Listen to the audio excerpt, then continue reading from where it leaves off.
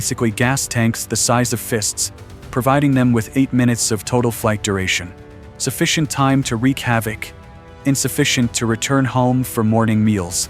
This mission was strictly one way. Each carried a 2.6 kilograms PG-7VL warhead as payload. This weapon doesn't produce a massive thunderous blast. It's more like a needle of molten copper plasma traveling at 8,000 meters per second, engineered exclusively to penetrate dense steel. The pilots were unaware that 40 kilometers distant, an alert had just gone out. A stationary Podlet K-1 radar installation, essentially a sophisticated neighborhood surveillance system whose function is to spot small objects slipping beneath the perimeter, picked up a group of low-altitude targets. The targeting information was instantly transmitted to the sector's main electronic warfare platform, an R-330Z gel complex. The GL serves as the electronic intimidator of the area. In under 90 seconds, it cranked its music to maximum volume directly on the 915 MHz command channel. This represents a blunt electronic assault. The comparison would be attempting to conduct a meaningful dialogue while positioned immediately beside a rock concert loudspeaker. For 4 out of the 10 pilots, the show had concluded. Their video streams remained crisp, but the control sticks they held abruptly felt like disconnected plastic playthings. The command connection had been cut. The celebrated fail-safe mechanisms were utterly frozen. For drones, rendered deaf and mute, dropped without control. 40% of the strike force had just been forced into premature retirement. The 6 remaining pilots maintained composure. Standard procedure kicked in. The sole choice was to embrace the terrain. The drone's height was reduced from 15 m down to merely 3 m above ground. Traveling at 140 kilometers per hour at such proximity to the landscape is fundamentally a dare with every tree and fence post. Yet it succeeded. The landscape's contours and plant life served as improvised barriers. The unstable command connection firmed up. A broad alert was broadcast across the enemy radio channels. The train engineer operating the target locomotive got the transmission and predictably opened the throttle wider. The massive cargo train sped up from 55 km/h to 65 km/h. That minor increase in speed altered the whole equation. The 6 surviving drones were forced to abandon their direct approach and execute broader chase trajectories, consuming vital battery as though tomorrow didn't exist. The 6 surviving drones closed to within 8 kilometers of the moving objective.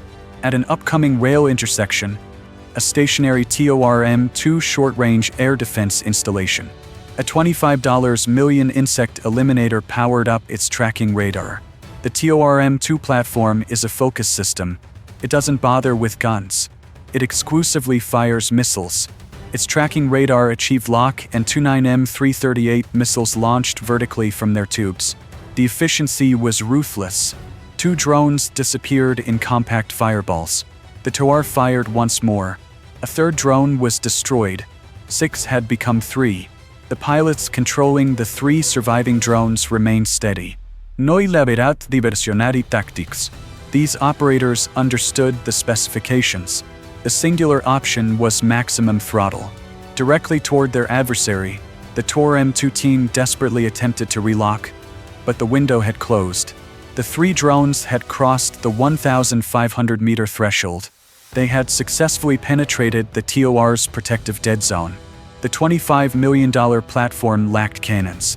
Its missiles were unable to maneuver or activate at such close proximity. The TOR-M2, the focus system, had suddenly become the costliest observer on the field of combat, defeated by its own technical limitations. The remaining 3 drones now had clear line of sight to their objective.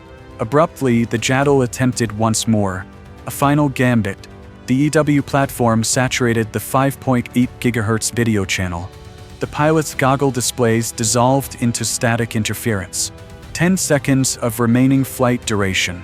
The pilots were now operating without vision.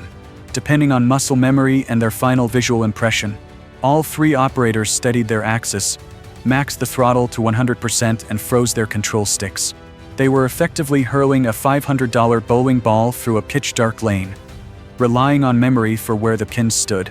The lead drone assigned to separation found its target precisely on the coupling linking the locomotive and the initial car. A surgical strike. The locomotive was severed, now racing ahead solo, utterly oblivious that the remainder of its train had just been abandoned on the rails. 2 seconds afterward, an eternity for the operator watching static, the second drone made contact. It drove into the initial ammunition wagon, its PG-7BL warhead slicing through the steel as though it were mere tinfoil on yesterday's meal. The entrance had been forced open. 1 critical second elapsed. The third drone, the finisher, crashed into the second ammunition wagon, not merely to penetrate, but to guarantee this was the ultimate blow. An observation drone circling from a secure distance of 15 kilometers captured the subsequent events. A chain detonation ripped through the train wagons. The ammunition wagons didn't detonate sequentially. They simply vanished from existence in one enormous flash. The shockwaves subsequently tore the steel tracks from their beds as though they were flimsy party streamers, hurling them away and creating a massive crater. What remained was a large, profound hole where a vital logistics route had existed. No train would traverse there once more for an extremely extended period. The takeaway of the engagement was harsh and profoundly paradoxical.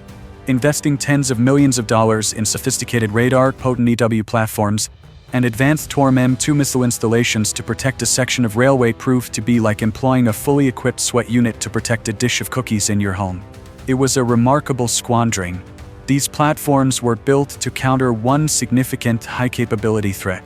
They were completely unprepared for the scenario when 10 relentless $500 flies broke down the door. Watch your 6. Eat.